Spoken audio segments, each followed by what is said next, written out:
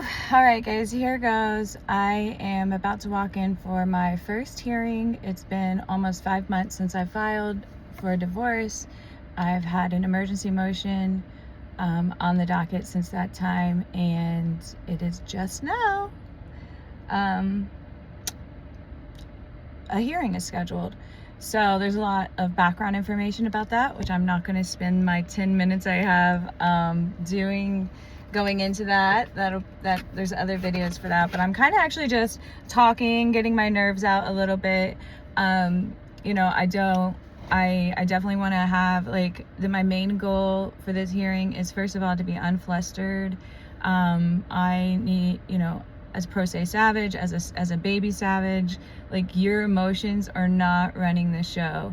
Everything is methodical, everything is neutral. You can be sassy when it counts in your filings, sassy when it counts in how you present yourself, but no emotions. So for example, there's something I'm developing, which is savage receipts. So I'm bringing a recording device with me because of course I don't trust the court to properly record this hearing, as well as the amount of hoops that they make you jump through to try to get a recording or to get a transcript. So I'm bringing a recording device, and now I anticipate that perhaps the bailiff will try to stop me going in. So rather than having any kind of showdown or emotional outburst or any confrontation, I'm just going to simply, if this happens, I'm just going to simply state that is a violation of my 14th Amendment due process rights, as well as Ohio open court laws.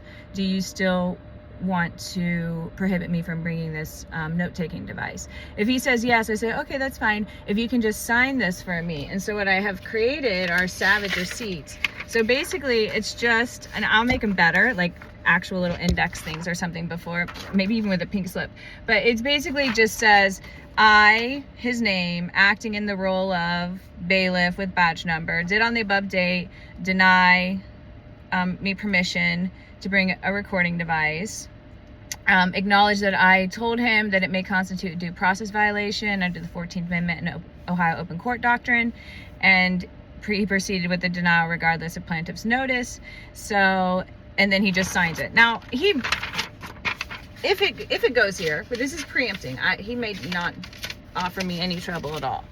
But if he does, even if it refuses to sign, it's still kind of like letting him know and everybody in that court know, it's not the best angle, but I'm going to talk anyway, that that I'm taking receipts for everything. So that's just one thing that I'm doing that will prevent a type of showdown of any sort.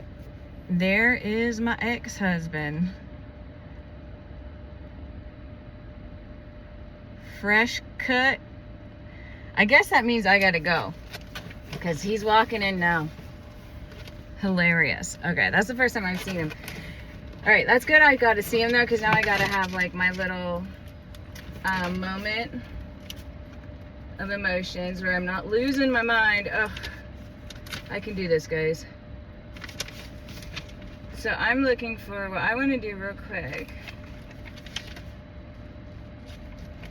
is practice. I haven't even practiced this. Okay, plaintiff's opening statement. So this is my opening statement. Magistrate, when I filed for divorce in November, it was out of urgency, not theatrics. My phone line had been terminated without notice, cutting off my connection to work, family, and safety. I filed in good faith, believing that somewhere buried deep in the gears of the system, there remained a functioning sense of duty. Despite prior experience with due process violations in Ohio courts, I still approached the courts with the reverence we're taught as children to give authority. I deferred, I complied, I trusted. I believed that being organized enough, reasonable enough, and persistent enough would guarantee fairness. But what I've encountered has not been delay, it has not been complexity, it has been dereliction. The service process was mishandled multiple times. My emergency motion has sat unaddressed for almost 5 months. No response, no hearing, no ruling. Docket entries were altered or removed. A hearing was canceled at the last minute without transparency. And not once has the court acknowledged the ongoing harm to me and my daughters.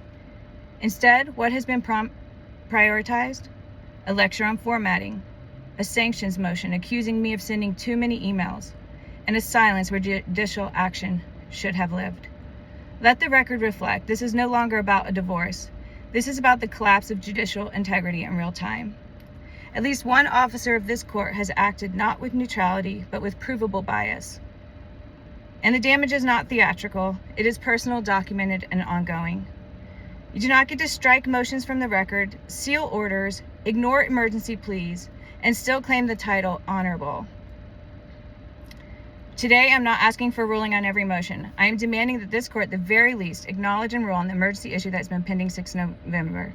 If the court intends to retain even a shred of credibility, it begins here, right now. Let justice start today. Let the docket reflect truth, not just theater.